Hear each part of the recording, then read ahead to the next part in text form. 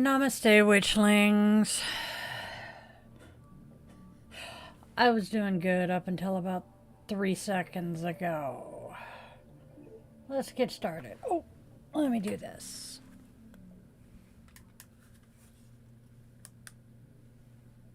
There we go. Now I look better.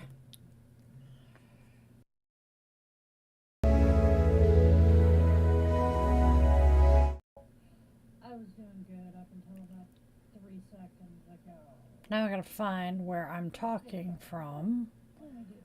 I can hear myself. I know why I can hear myself. Give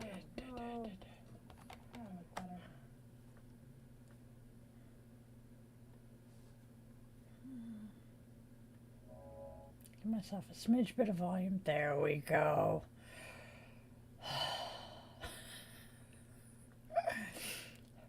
It's Thursday. I'm grateful for this.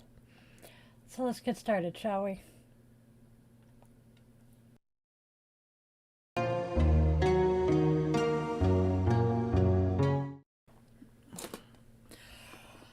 All right, my darling witchlings.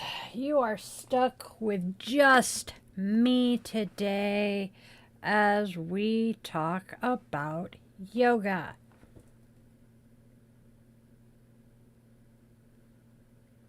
Okay. Slight delay on my camera here. But that's okay. I can live with that. Oh, I am trying to wake up. It has been a rough couple of days. So you know what I'm going to do?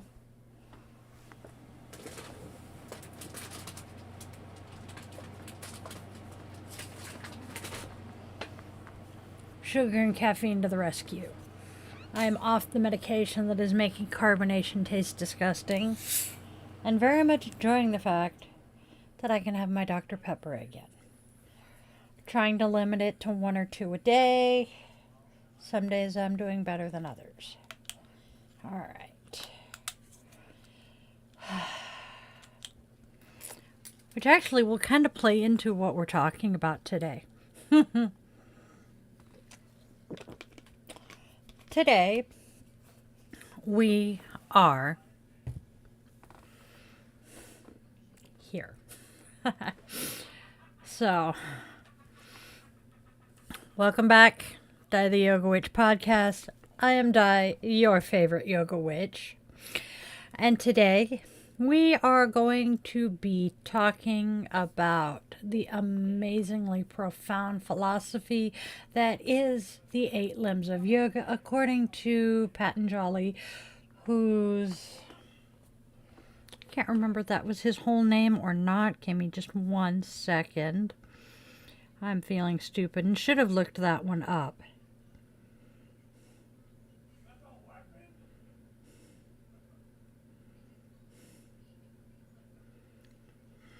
Okay. No, he is known as just Patanjali. That's what I thought.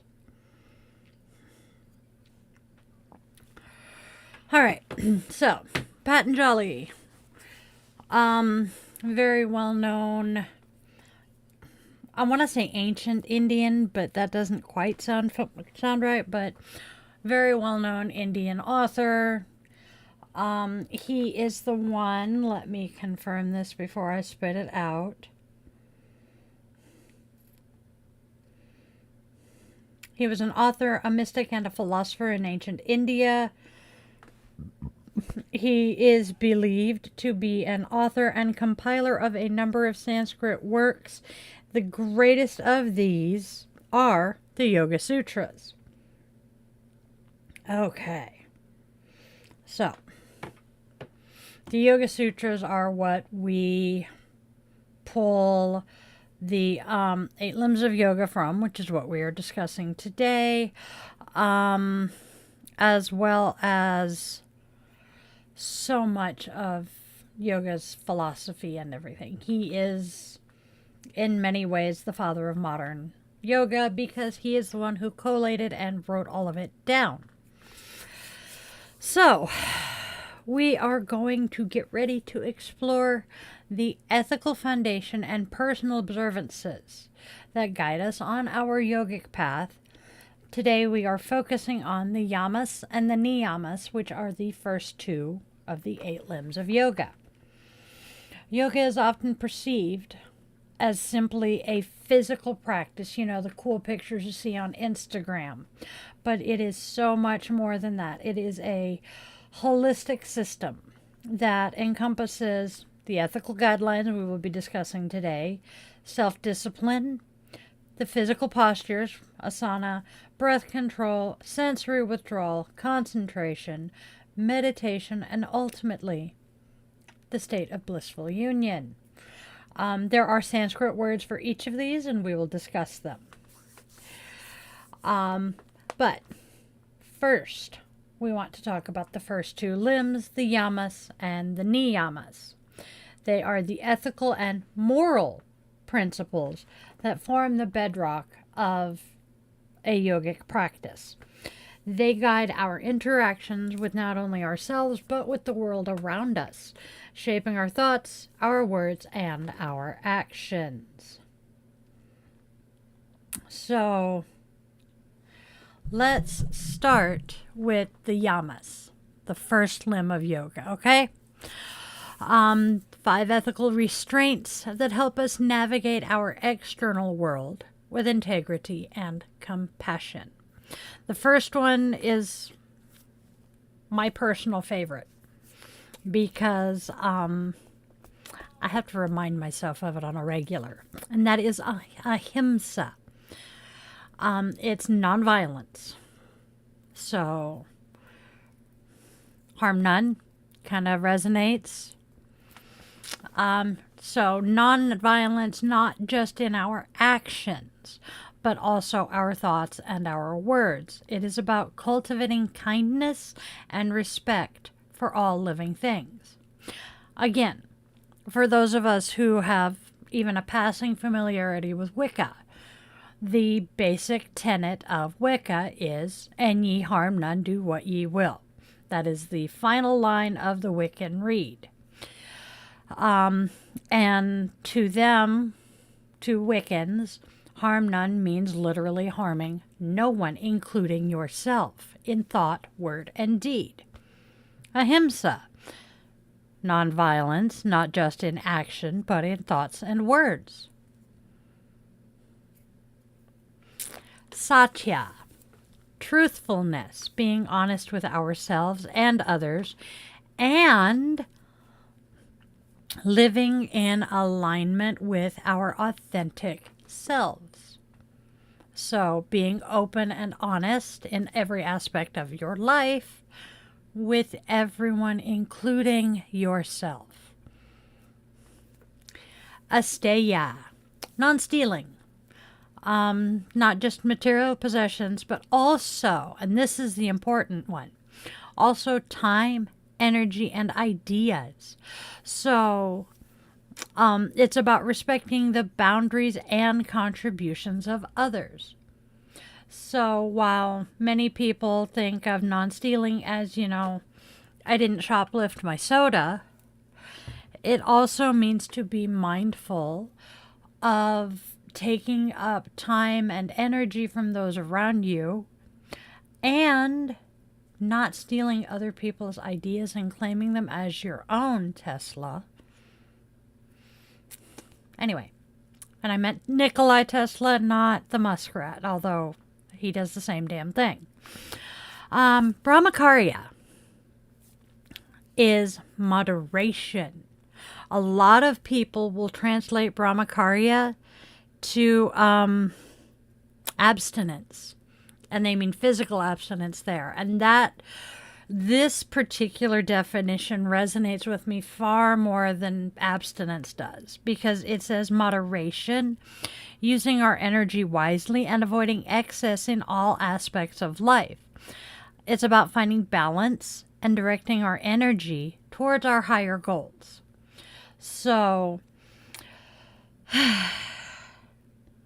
going back to the abstinence thing, a lot of people will think it refers to sexual abstinence, and I am going, no, because in the historical days of India, the caste that did yoga, that lived yoga, yes, you had your priestly caste, that some of them were celibate, but you also had those that had families.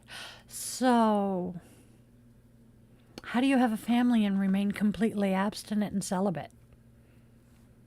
So that is why I have always resonated with Brahmacharya, meaning moderation. And then our final yama is aparigraha, non-attachment, letting go of material possessions and the need for external validation. This is one I am working on myself. It's about finding contentment and freedom in simplicity. I'm not a simplicity person, but I am working on letting go of that need for external validation. Having grown up without it, I crave it still. I'm working on that.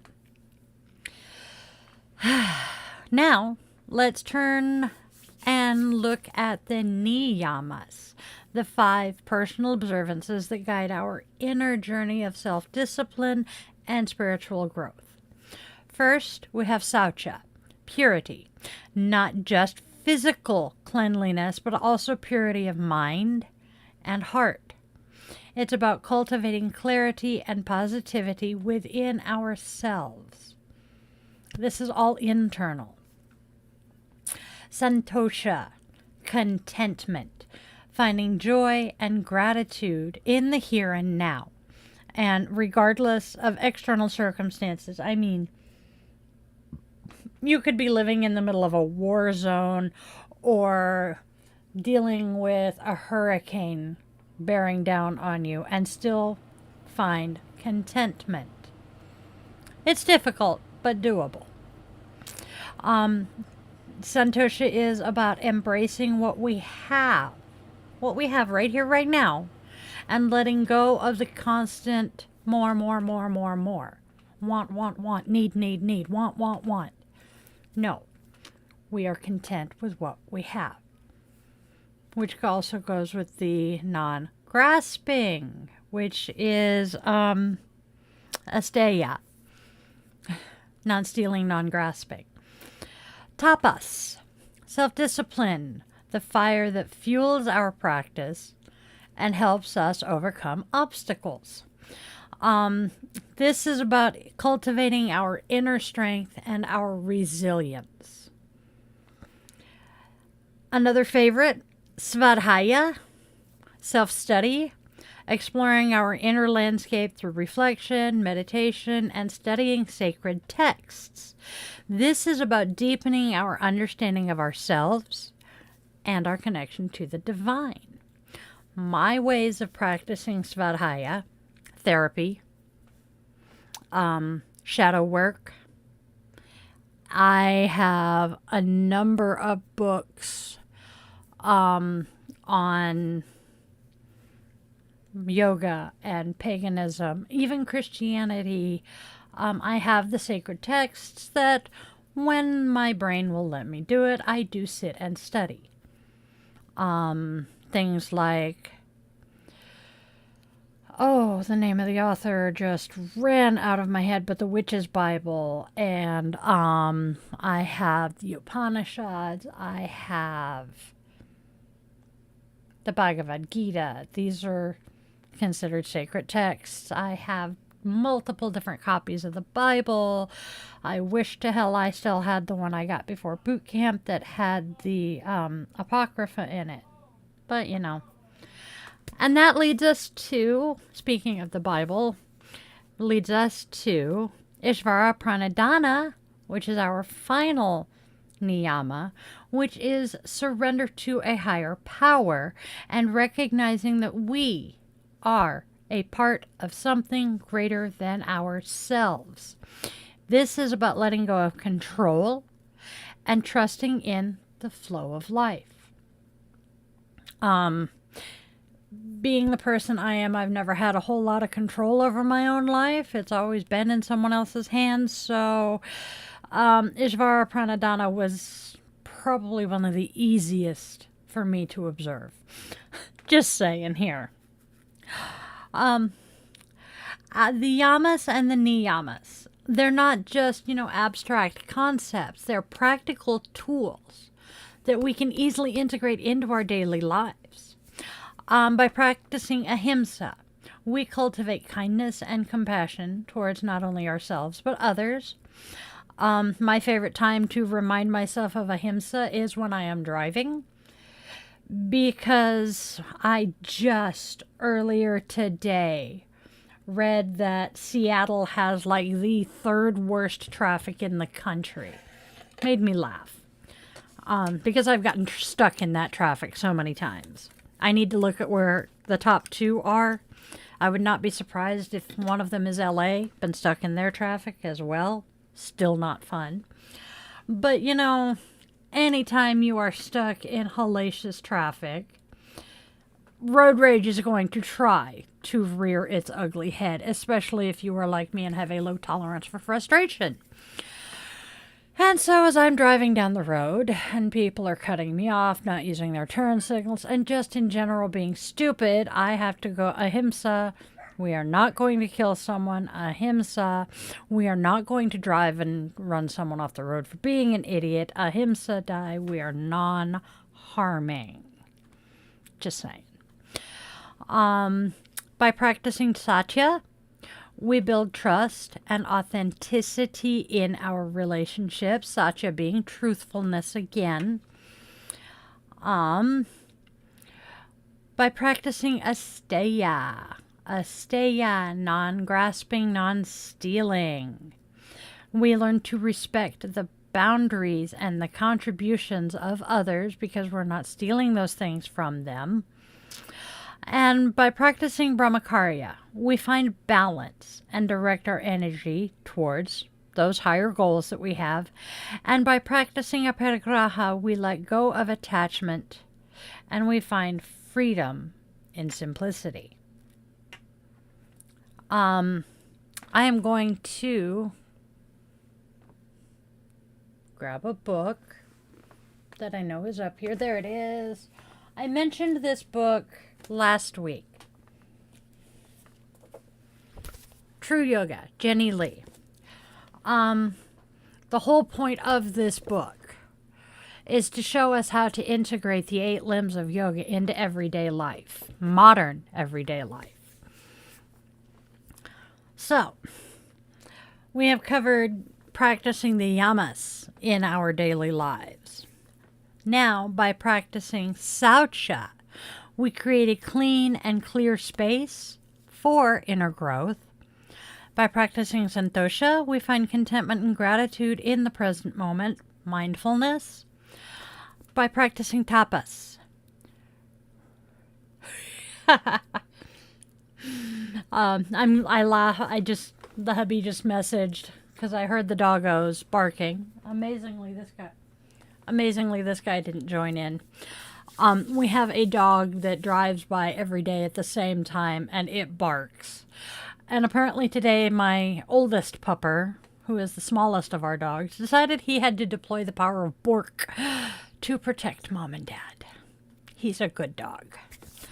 So, Santosha, we are finding contentment and gratitude in the present moment. We are showing gratitude to Sergeant for defending his family.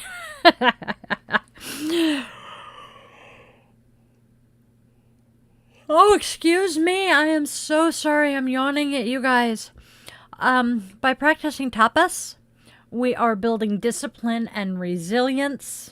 With Svadhyaya, we deepen our understanding of ourselves and therefore our connection to the divine.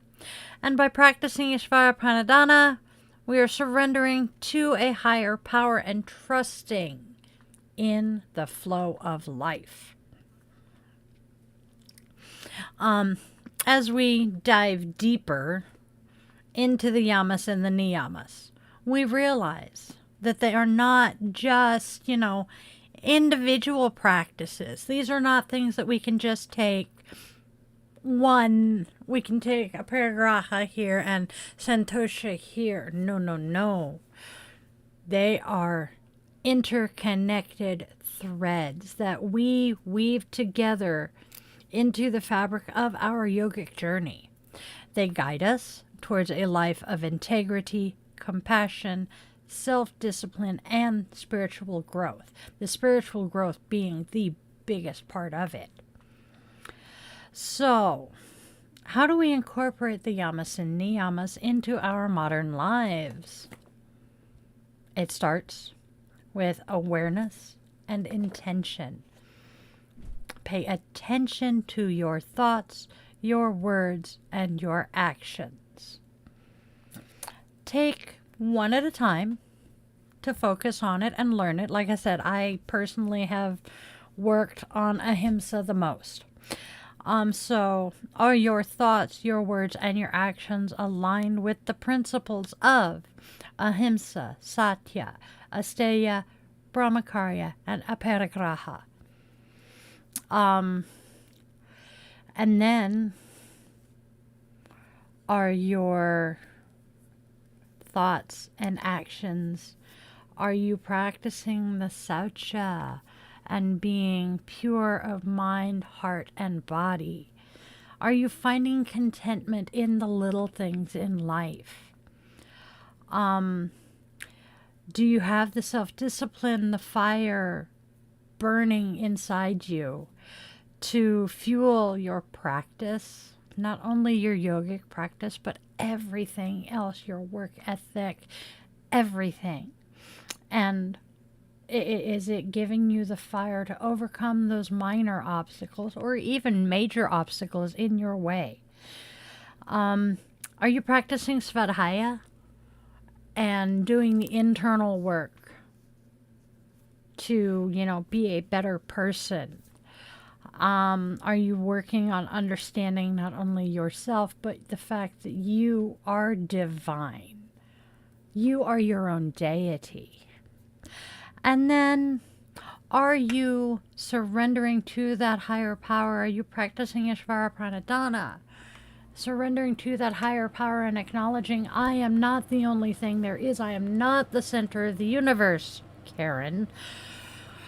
Are you letting go of control and allowing yourself to just go with the flow.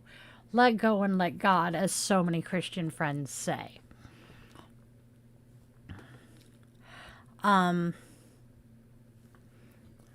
see. That is all I have in those notes. Let me, yet again, preach this book. Because, I gotta find where she talks about it. Okay. I am very much still reading this book. I will probably continue reading this book. I'll start it all over again once I've gotten there, once I've finished it. All right.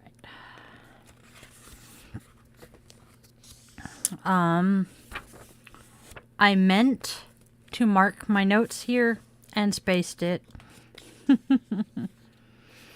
Oh, let's see. How the Yoga Sutras came about. The Vedas. Okay, I mentioned the Vedas. Many earlier teachings and writings contributed to the Yoga Sutras, including the Vedas, the Upanishads, Buddhist teachings, and the Bhagavad Gita. I personally have a copy of, not sitting on my desk anymore, the Upanishads and the Bhagavad Gita. The Gita was required reading for yoga teacher training.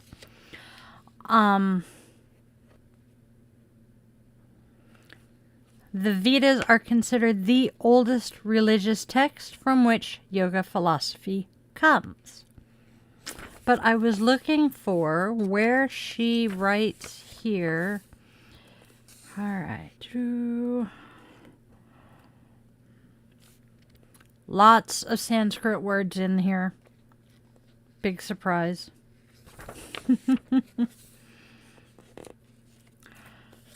I'm really feeling stupid that I did not mark my notes. Normally I do better. But she takes the Yoga Sutras in this book. She takes the 8 limbs and uses 5 different translations of each to come to a general idea. And from there, she explains how to apply them to modern life. It's amazing. It's a great book. I am finally getting into the second section where she starts talking more about how to apply it. And that, my darling friends, is all I have for today. There is a link to the book in last week's blog. This week's blog will be up in about 45 minutes. Talking more about the Yamas and the Niyamas, and that is it for today, my darlings. I love you all.